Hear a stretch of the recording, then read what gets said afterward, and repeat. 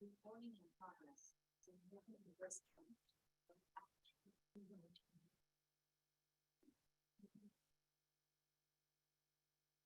Are we ready? You're good. I'm good. Okay. Good evening, everyone. My name is Karen Brown. I am the director of Gifted here in Paradise Valley, and we are very excited this evening to have Dr. Laura Wingers with us.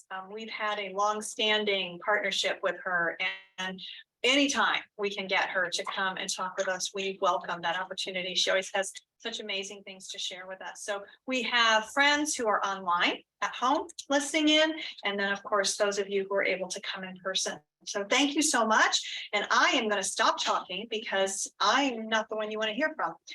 She's the one you want to hear from. So thank you so much. Yours. All right. Thank you all so much for being here. It's really an honor and a privilege to be part of the PV community and a resource for you and your family. A little bit about me. Let me just pop back here a second. And the team, I'm thrilled to have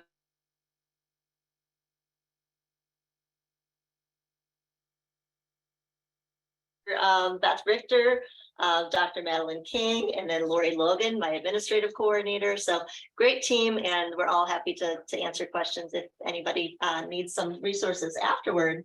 And then our website, Center Psych AZ, if you want some information about the types of things that we provide for children and families. But let's dive right in. Okay, I hope that you're willing to roll up your sleeves a little bit today. I want us to think about some concepts that might be new to many of you. And I'll be honest, they're concepts that are a little difficult to teach, but I think they have a profound impact on the way we view children's behavior. And it's really important to me that we understand that framework. So I want to start by telling you a story. I want to tell you about somebody that I know who really felt like they were blowing it as a parent. Anybody had that experience? No? What? No. A moment, right? Sometimes it's not the big things. Sometimes it's the small things. So I'd like you to anchor a moment in time where you felt, I'm missing something here. I'm missing the mark as a parent, as a teacher. The person that I'm going to tell you about, she describes this as a small moment, really. She was driving her child to a soccer game on a Saturday. It was like 10 o'clock on a Saturday morning, sunny, just sitting in traffic, waiting at the light. And from the back of the car, her little 4-year-old is asking questions like, what's the age of the oldest rock in the entire universe? And like, who started the first language in the world? And what happens after we die? And there was just this moment, there was just this moment where she's like, what do I do? How do I do right by this kid? I don't know if I'm equipped to answer these questions. I'm just trying to get you to your soccer game, right? And feeling kind of scared too, to say, do I know everything I need to know to help this little guy, right? And that's the question that people come to us about all the time at Center, the team at Center. What they want to know is, where do we go with this? Where do we go with this? Whatever the challenges that we're facing. I'd say that quite honestly, the questions I get asked the most are, what do we do about school? What do we do at home to support our child? And how do we just basically not screw this up too much, right? Those are the questions. Well, we're going to start with that school piece.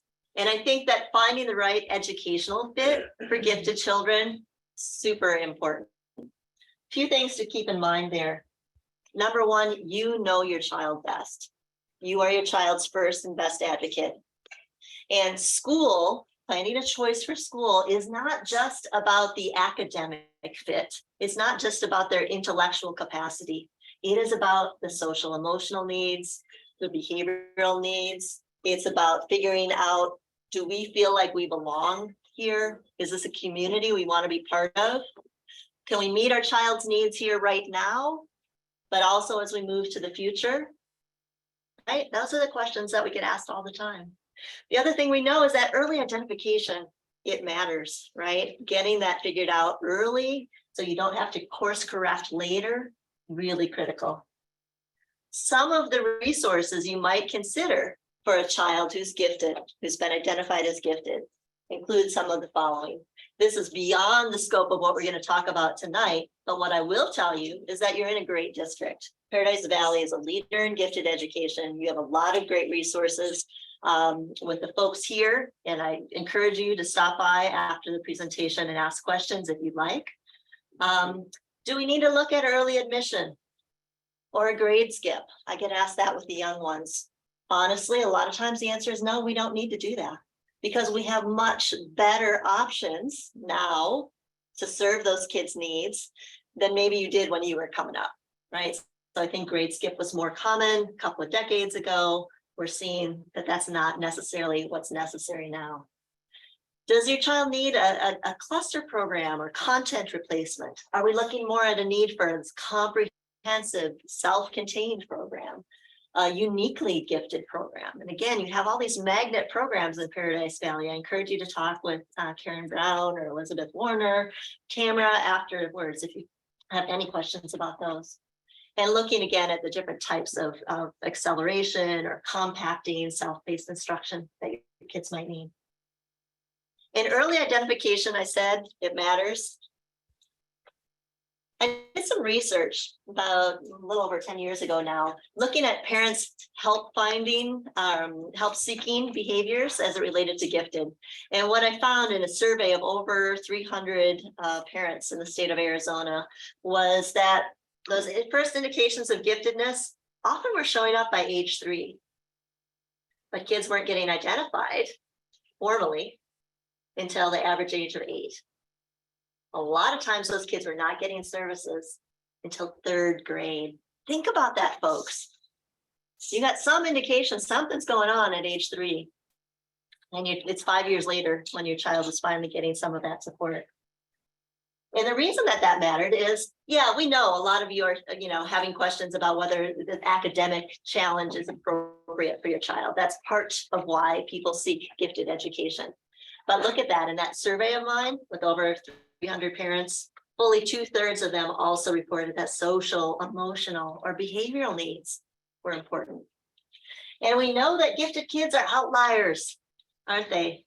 By any measure. Let me just stop right here and say giftedness has many definitions. And I encourage you to look at your resource list. The National Association for Gifted Children has some great explanations of what that's about. One of the ways we measure that is with intellectual testing. We can use portfolio assessments. We can use a number of other measures too. But if we just look at it based on IQ score distribution, and we're looking at a child who's eligible for gifted services, if they have scores in one of the primary domains at the 97th percentile or above, they're an outlier. They're an outlier, and they're learning, they're processing their world significantly differently than typically developing peers, right? So if we're thinking about that, and we're thinking about the same thing on the other side of that bell curve, right? Where we're thinking about somebody who's maybe 2 standard deviations below the mean, has significant need for support to be successful. I point that out because the same is true for these gifted kids. And a lot of times it goes unnoticed. And if you're in this room or you're part of this presentation, you recognize that sometimes when you talk about your gifted child, people are like, well, aren't you lucky? Isn't that great? Everything must be so easy, right? They don't recognize that the challenges that come along with that, it's not just academic. For some kids, there's social and emotional challenges as well. And then there's also this other complexity. We can really get our wires crossed. I feel like, one of the things we wonder about is, what I'm seeing with my child, is this just typical characteristics of giftedness beyond the academics? Maybe I've got some perfectionism. Anybody relate to that? Yeah, right. Maybe this kid is what we call twice exceptional. So they're intellectually gifted and there's something else. And there's many ways to define that something else, and we'll be talking about some of those ways a little bit later on. Perhaps we have a kid who doesn't seem to be achieving at the level that is expected. We're worried about their motivation. Not every gifted kid is self-driven, self-motivated, right? We shouldn't expect that automatically. We need to dive in and see what's underneath the surface of that. And we also know that sometimes there's stuff with peers or there's family stuff, right? There's just stuff. So remember that person I was describing, the person who had that moment in the car on a Saturday morning, driving to soccer, saying, what the heck do I do? What the heck do I do? What do you need? This is a way to think about what you might need or someone you know. Do you need an evaluation? Do you need to have your child tested through the schools, privately? Is there some portfolio assessment? Can you talk with this child's teachers? Can you gather information from people who know this child well to help you understand them better? Perhaps you need a consultation. We do that at center. You can certainly get consultation as well with folks in the school. Talk to the gifted specialists in your school.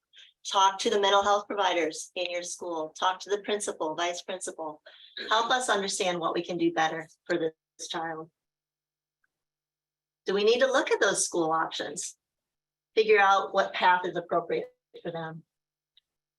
With gifted kids, I'm also all about fostering their interests and activities, making sure that they're getting what they need there, and finding mentors.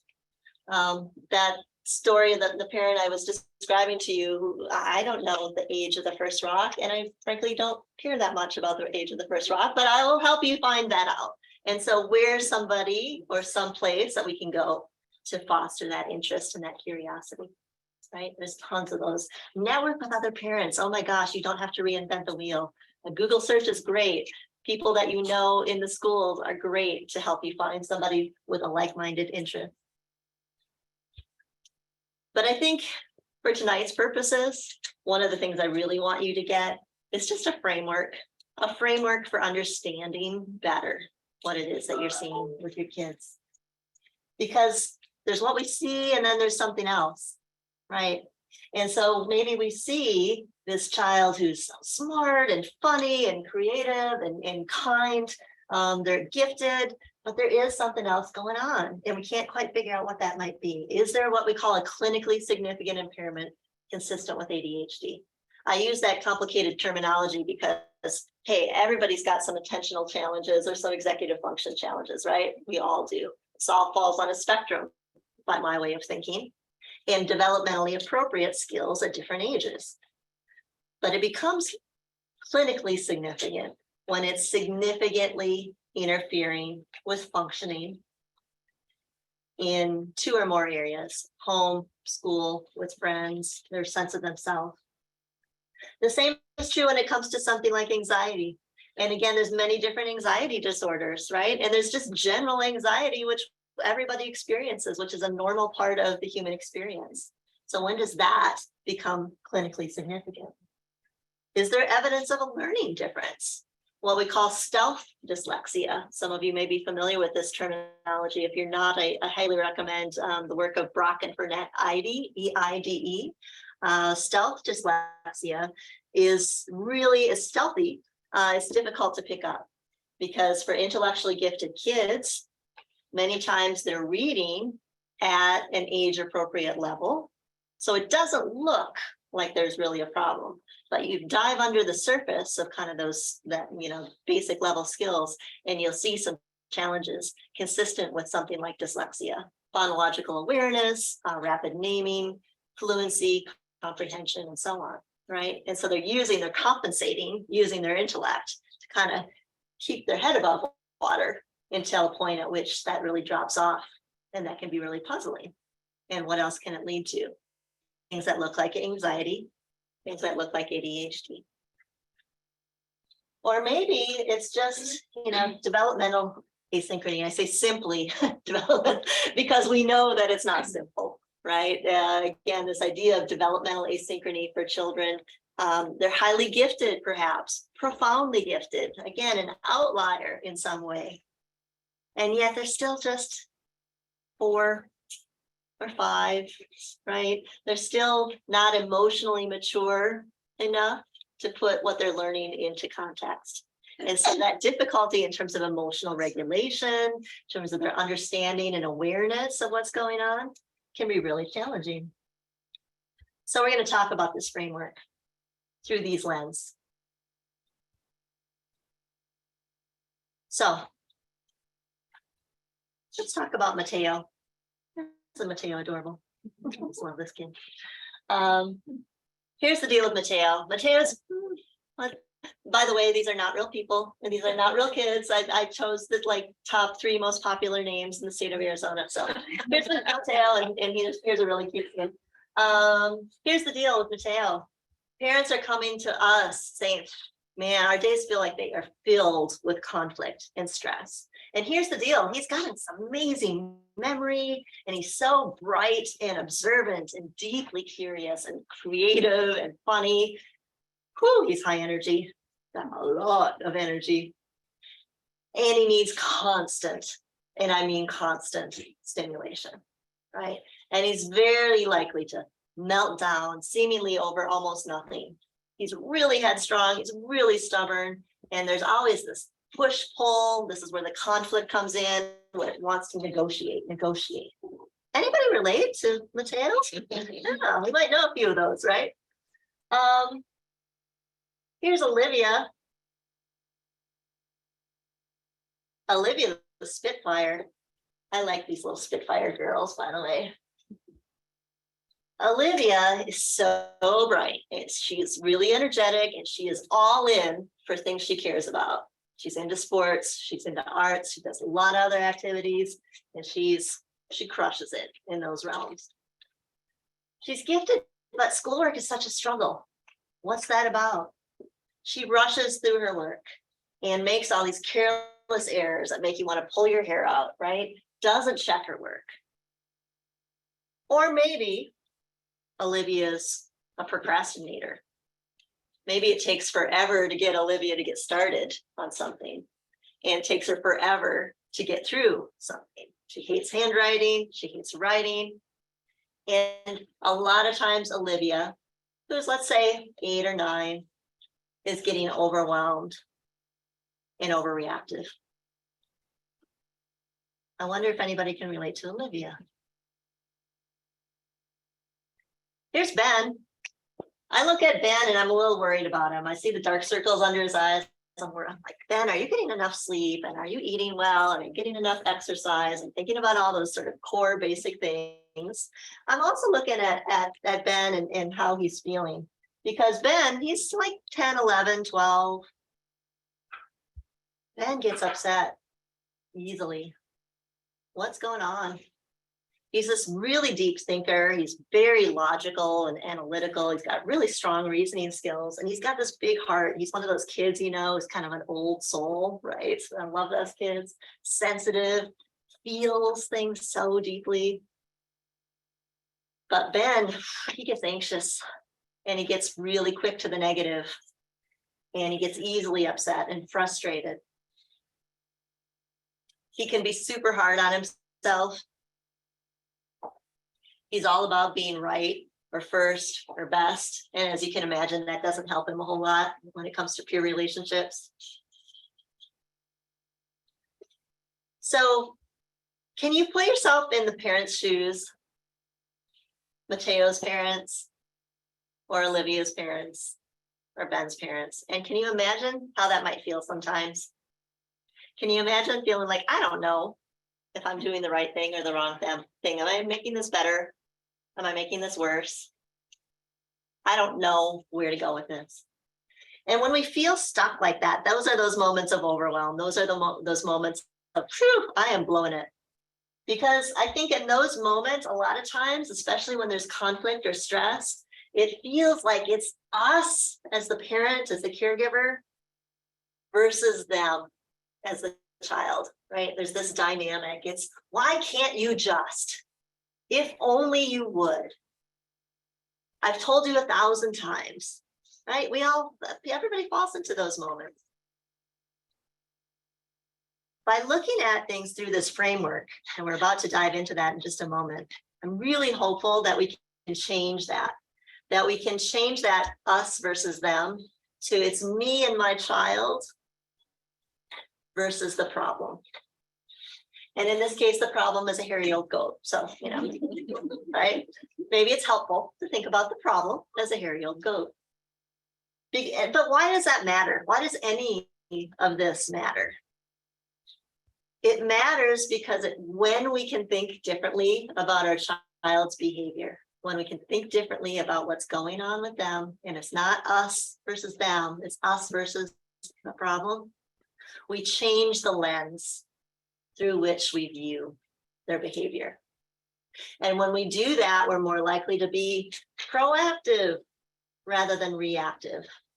We stay connected, we keep the relationship intact, right? We're less likely to have that stress and conflict. You see here, there's two different lenses, and I point that out simply because I think it's very common for caregivers to have different lenses through which they view the child, right? You and your parenting partner might see things differently, not uncommon. You, your child's teacher, might see things differently, not uncommon. It's all good information. And combining those lenses and looking at that together, we can get a clearer picture of what's going on. You with me so far? Okay. There will be time for questions for those who are in attendance live at the very end after we stop recording, okay? But for right now, I'll just ask that if you have a question or a thought about what we're about to learn, that you write it down, okay? Roll up your sleeves. I want us to think about children's behavior as kind of through this lens of these three pillars of learning. There's the cognitive skills like executive functions and beliefs and attitudes that guide our approach to learning and growth. Take a moment and think about your child. Think about where their strengths might be or weaknesses might be there. Is that going to be an area that you give some attention? Emotional competency is also really critical, right? We can't have this without this. We need all of these together to kind of hold things up. Emotional competency is that ability to cope with frustration and to recognize and manage our emotions, understand others' perspectives. And then those social and interpersonal skills. How does that child do with regard to reading social cues, navigating social situations, resolving conflicts, working in a team? Gosh, we know 21st century skills, right? This is the stuff. They're what they know, their knowledge, that's one thing. But these competencies are going to be critical for success in whatever roles they have in adulthood. But I also want to think about this through a developmental lens, right? Because we don't come out fully formed and perfect in all of these domains, do we?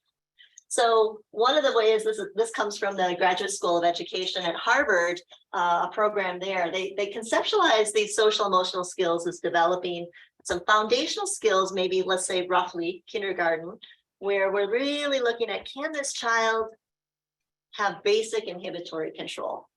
Can they stop and think? Can they take turns? Can they wait? Right? Those are really the things we're working on at that age.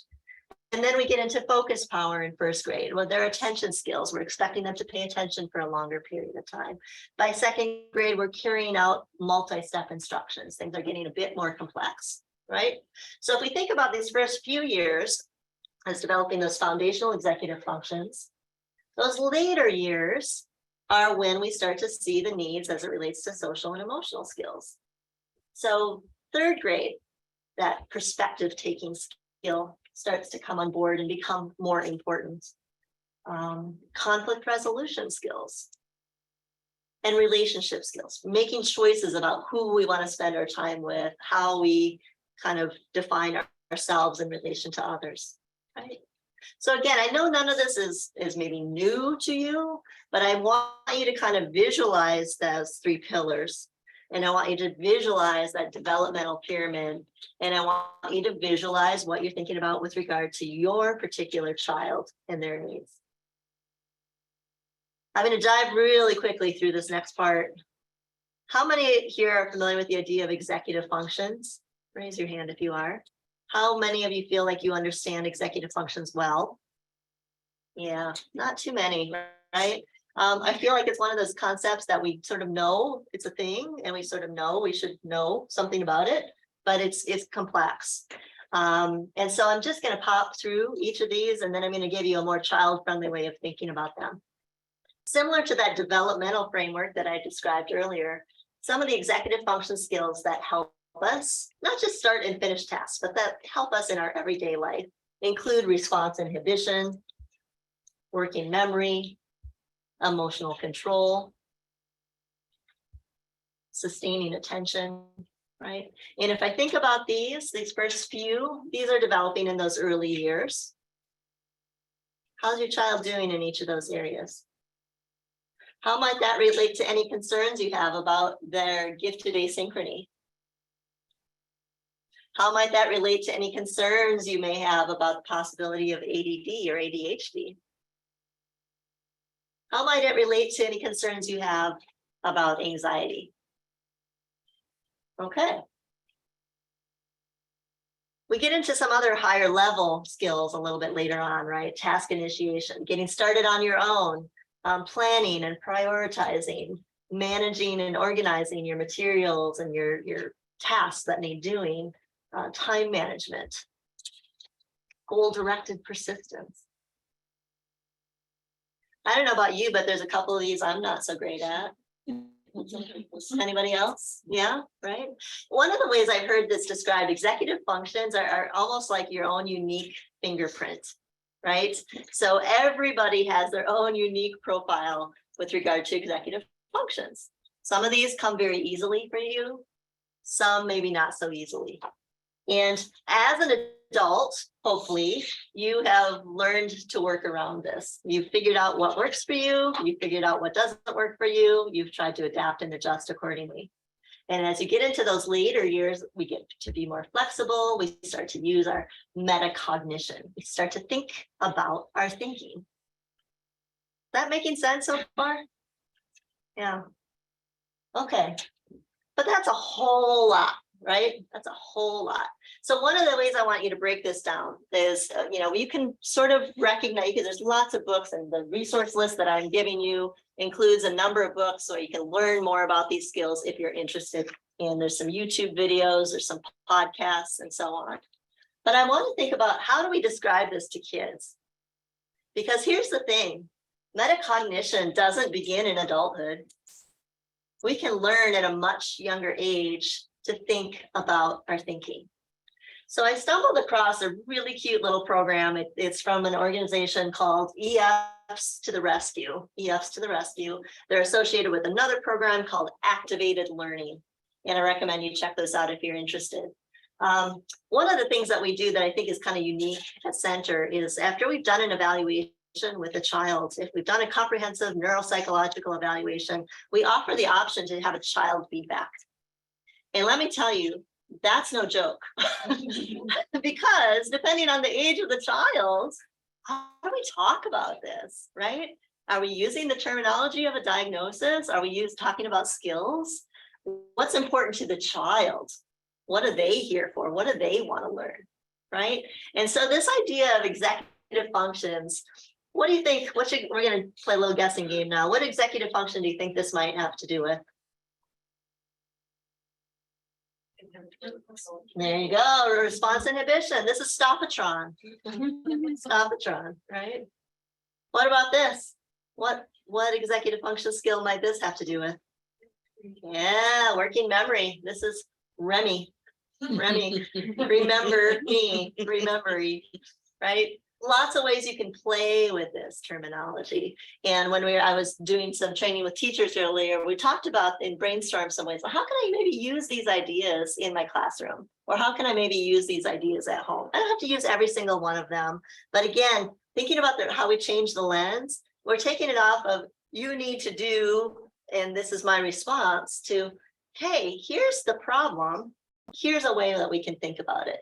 This is a skill that I need to engage right now. And here's some ways that we can use that skill. You see how that changes that lens? What about this one? Emotional control, yeah, this is Emotibot. I would not have chosen a robot for emotions, but hey, somebody did, right? And having even an anchor, how are we doing on scale 1 to 5? How are we in the green zone? Are we in the yellow zone, in the red zone? Do you see how there's all this little shorthand that you can begin to develop about how you talk with kids, especially young children, about these skills? And my point for those of you who are here with older children, middle school or high school, you can say, well, this doesn't really apply. Maybe. You'd be surprised though how a story sticks with a kid, right? And again, how we can externalize. It's not you, it's the problem. Let's figure out how we can help you with that issue. Who's this? What executive function? Sustaino the Great, it says on his hat. Sustained attention, right? Thinking developmentally, when does that skill evolve? And then on from there. This is get up and go for tactical initiation. This is plan man for planning an organization. This is Susie Shifter. We're going to talk about shifting, and we're going to talk about time management in a little bit. Gracie goal getter, right? Lots of gifted kids struggle with flexibility, don't they? Being too rigid, too stuck sometimes. Lexi. And then this is a werebear. This is kind of the leader of the pack in terms of how we're going to be thinking about things. So I just show you these just very, quickly, briefly, just to give you an idea of, some ways you can play with this language and some ways that you can make these pretty complex skills kid-friendly. But it's not just about executive functions, is it? Right? We don't live in a way that we're only thinking about our executive function control and executive function skill development. There's also, life and stress. And one of the things we talk about a lot is how do we keep our stress in the tolerable zone? Keep it from becoming toxic. If we don't have any stress at all, that's no good, right? We're not motivated. We're not pushing ourselves. We're not challenging. And if we have too much, we start to see some physical side effects and mental health side effects of that. So how do we, as parents, especially in those moments where we're feeling like we're failing, we're blowing it, we're overwhelmed, how do we keep stress tolerable, not toxic? One of the ways I want you to think about it is reconsider your priorities and see if you need to change the dynamic. So are there some things you can let go of right now? At least for right now? If a constant source of struggle is, you need to make your bed every morning, is that the hill I want to die on today? And maybe it is, and if that's appropriate, great. But if it's not, can we let that go? Are there times a day that are more or less difficult? Is it getting ready and getting out the door for school? Is it homework time? Is it bedtime? How do you want those times of day to end? Do we want everybody fighting and crying as we're dropping off at school? Do we want to be yelling at each other at bedtime? Do we want to be stressing out about homework and how long it's taking to get homework done? Probably not. None of us enjoy that. So how urgent, how important is this skill? And is it a priority? Have I planned for the time of day? That's going to help you decide how to proceed. Another thing you can do as you're thinking about this is make a list of those problem situations, either at home or at school, and decide, let's just pick one. Pick one. Because if you look at all of it all at once, it's too overwhelming, isn't it? So we just got to take one and think about the things that you can do before that situation occurs, as well as in the situation itself, to head off the problem behavior. When I was working with teachers earlier, there were some great suggestions and some brainstorming about, what do I do ahead of this? How do I get ahead of this so it doesn't even happen in the first place? And again, on the resource list that I've given you, there's a few books that I think could be really useful if that's an area that you're wanting to get some help with. Developing the plan. What are the rules in this situation? What are the rewards? What are the consequences? What's something that's an alternative for them to do? If they're getting themselves in trouble at the grocery store, is there something else I can give them to do that's going to keep them out of trouble? Preparing ahead of time. So let's think about some of those hairy old goats that commonly pop up for these kids. Huh. Remember Mateo, the 4 or 5-year-old Mateo? Mateo needs constant attention and constant stimulation. He has all these meltdowns. That's the problem. One of the ways we can respond might be something like this. Can you set aside some time that is just there for the two of you? 15 or 20 minutes is really all it takes. And the research backs this up. You see, I say it here, in that special time, don't teach, direct, or correct. Just connect. And I'm going to say it again. Don't teach, direct, or correct.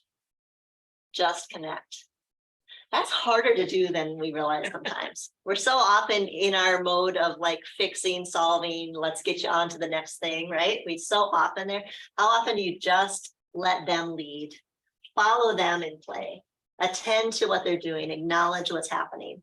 You're putting money in your little emotional like bank account when you're doing that, right? You're storing up for when you need to make a withdrawal, when you need to correct behavior, when you have an ask for the child. So that special time can be so powerful. And this isn't just true for Mateo. This is true for those middle school kids. This is true for those high school kids. Oh my gosh. And they might not act like they want it. They want it. They love it. Maybe it's in the car, driving someplace. We're not looking at each other. Maybe it's doing the dishes together or going for a walk or whatever it is that's can be that time. That's just us.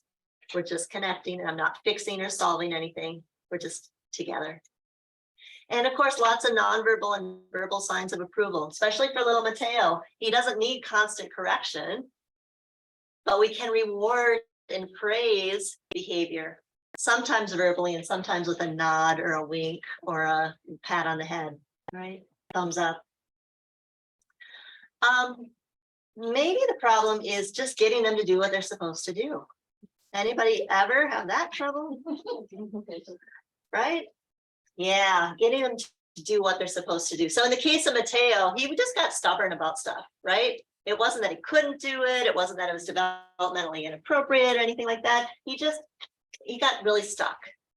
And so again, rather than us versus the child, us versus the problem, I'm going to get down to his level.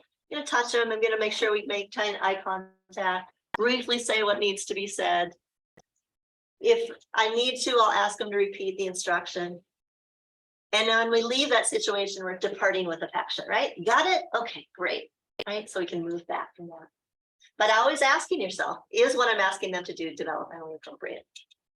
Remembering that framework we talked about earlier. Let's talk about Olivia. One of the problems Olivia had was this issue with time blindness, not understanding the amount of time they have or the amount of time they need to get something done. And I'm seeing some nods and some chuckles here. Yeah, that can be a real challenge, right? Have you heard that term, time blindness, before? Yeah.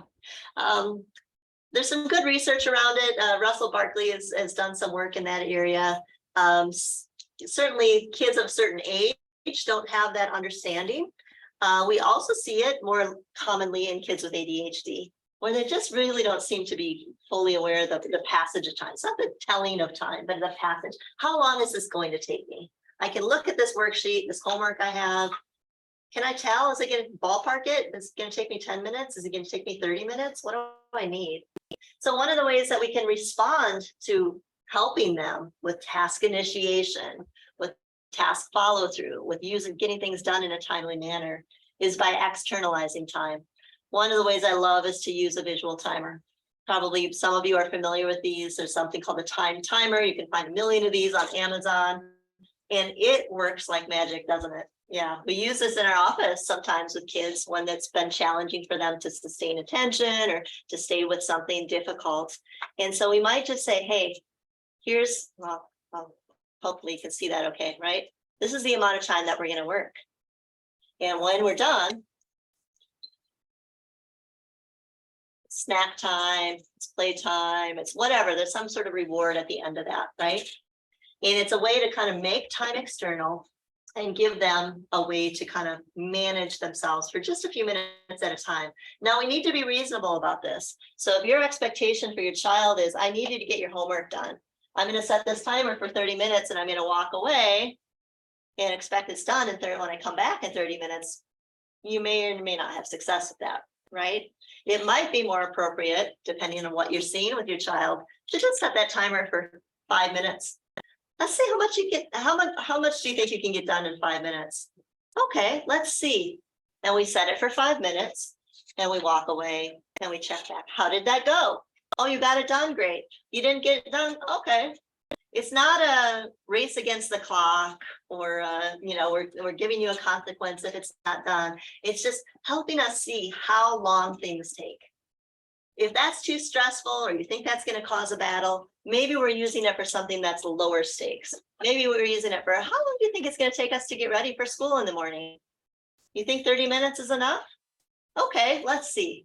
And we set that timer and we check in. How are we doing with getting fed and getting dressed and getting our materials ready, right? A little more time, a little less time. There's no consequence to it. It's not meant to be a punishment tool. It's meant to be a tool that helps us understand that sweep of time. Same is true for some of these other things with regard to projects or daily timeline, making time external.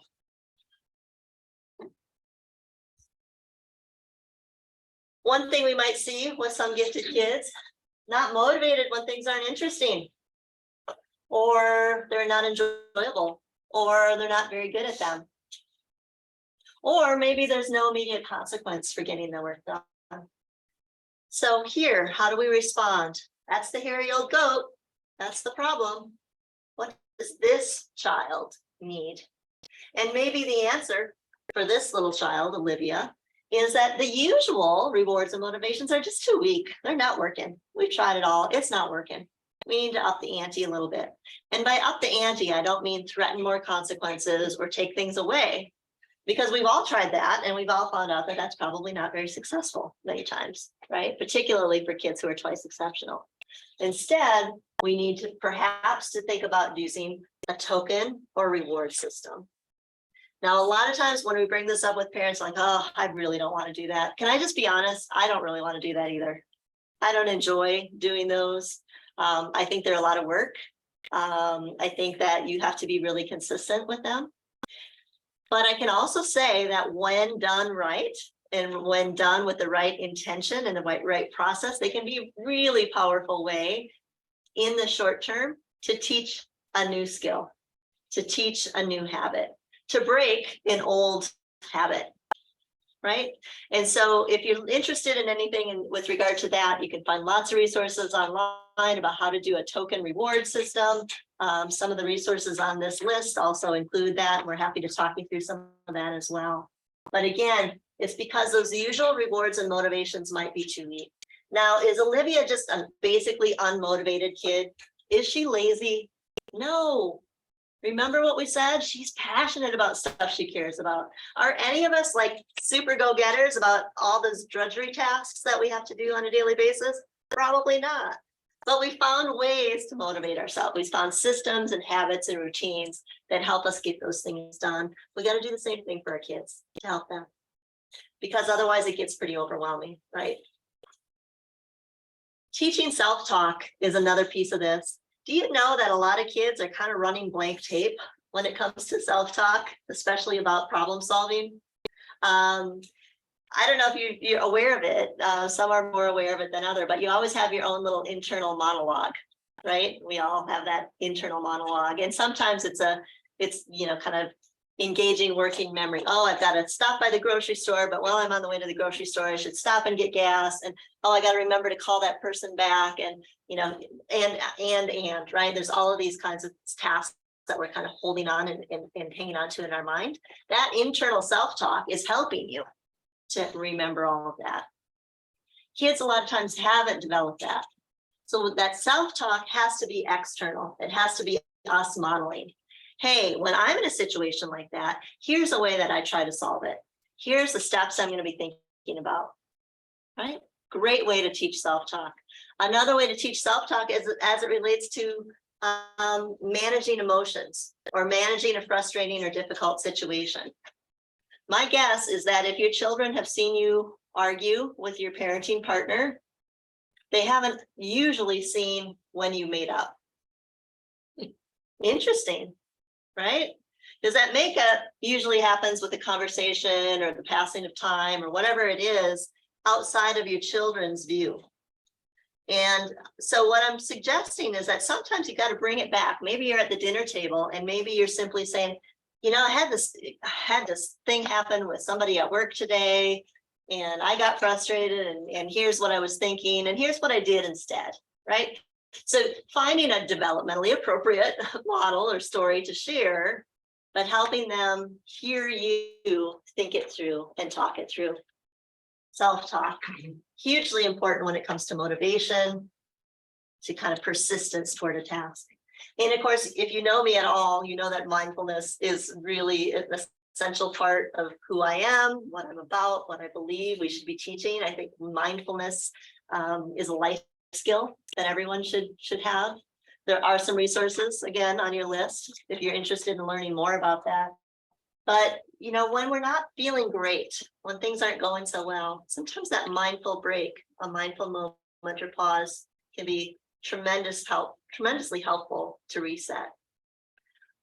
Exercising, movement breaks, those can also be really important part of this. So as we wind toward the end of our conversation today, I want to talk a little bit about Ben and some of the problems that Ben was experiencing. Remember Ben having some trouble with peers, getting into conflict, misunderstanding, disagreements, maybe feeling a little bit ostracized, left out. Could be kind of argumentative. So if peers and peer relationships is an area of problem, as problem area for your child, keep it short, keep it structured, keep it supervised for success. That's my advice when it comes to play dates or fostering friendships. Okay, so I'm hoping that my child will get a little bit closer with this kid that they've identified as a potential friend. But every time they're together, they end up bickering and fighting, and somebody goes home crying. That's not a pathway to successful friendship, is it?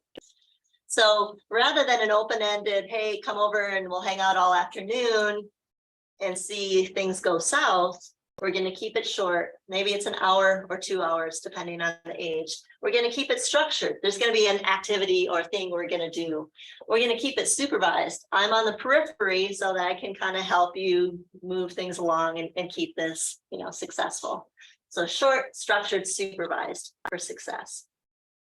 Now, in those situations that might occur at school, do they need a little bit more supervision at transition times or in the hallway or at recess? Specials. A lot of times that's an area we see those difficulties with peers coming up, don't we? Do they need an adult mentor at the school? Do they need some help role-playing ways to leave difficult situations? Right. So again, this can be an area that we can give them some support and reframe the problem. Another thing that we see sometimes with gifted kids who are anxious is that they worry about things that are really just beyond their control. It's easy to fall into the trap of reassuring everything's going to be okay, right? You're fine. Everything's okay. It's easy to fall into the trap of you feel too overwhelmed by that. Okay, then you don't need to go into that situation, right? And we do that in a well-meaning way because we want to help our child feel better. But I think for anxious kids, it's important that we maintain our expectations for what it is that they need to do while providing support. I think you need to give praise for facing challenges, for being brave, whatever that might mean for them. Don't get caught in that continual reassurance process. Don't reassure them that everything is fine, but let them know that all feelings are okay And it's absolutely okay to say what you feel, right? It's not that we need to shut it down or don't think about that or don't talk about that. It's that we're going to go into the situation despite feeling anxious. And if you can, present a positive description of the situation, or at the very least, a neutral one. Because a lot of times kids are, what are they doing? They're catastrophizing, right? They're going to the negative. They're kind of really blowing something up. And rather than joining with them in that, you might provide a way for them to reframe their thinking. And of course, get professional help if it's needed, right? That's really critical. One of my ways of thinking about that is how much is it getting in the way? Because as I said, all of the things we've discussed today, anxiety, attentional challenges, executive function challenges, gifted asynchrony, and the uniqueness that comes with gifted kids, all of that exists on a spectrum, doesn't it? All of us have different points, our own unique fingerprint in those areas. When it's time to get professional help is when it's really getting in the way at home, at school, and how they're feeling about themselves. When it's persisting over time and or getting worse over time. And when anytime those feelings are really unwanted or out of control. A good starting point for more on anxiety is worrywisekids.org. And again, on the resource list, there's a number of other options for you. So I hope that this has helped to give you a sense of a way to think about those difficult moments when we feel like we're failing, when we feel like we're overwhelmed, we don't have the resources, that it's not us versus our child, that it really is me and my child versus the problem, the hairy old goat. And that we can begin to change the lens through which we view behavior. So Olivia was diagnosed with ADHD. She's what we call twice exceptional. So she's gifted and she needs gifted services, and she has ADHD, and there have been some challenges along the way with that. Also, because she was a pandemic baby, there was a few areas of foundational academics that needed shoring up. So she got support and resources at school to make her more successful in the classroom. Her parents understood her behavior better and responded in a way that reduced that overreactivity and that frustration. She felt better about herself. They used best practices in managing the ADHD symptoms. She's thriving. Ben's diagnosis was generalized anxiety disorder. Ben's anxiety was really getting in the way, and it was impacting him in lots of different areas. Ben too is gifted. Ben needed some support with social skills. Ben needed some support with his own emotional regulation. He needed more connection with peers at school. He got some social skills support. He got some therapy, cognitive behavioral therapy, in the community. His parents understood better how to support him. His teachers, likewise. Ben's thriving. And Mateo's 15 years old now. And remember that person I told you about at the beginning, that mom in the car driving to soccer one day? That was me. That was me in my moments as a parent on this journey with a profoundly gifted kid. Did all those things I've just described to you, got the evaluation, got the consultation, talked to specialists, got some mentors and guides, found great school opportunities for that kid. Anytime challenges came up, really tried to frame it in this way that I've described through this developmental lens. He's thriving. So I hope that changing this framework, changing this lens can do the same for you with your kids.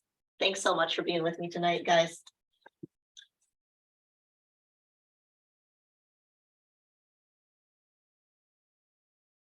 I think we'll stop recording at this point. Yep. And if folks have any questions, we can spend a few minutes as a group. If anyone needs to head out, you're certainly welcome to do that as well. Do we have any questions online? My team is here as well. That's what I'm gonna ask as well. Hold on. Okay. Okay. Before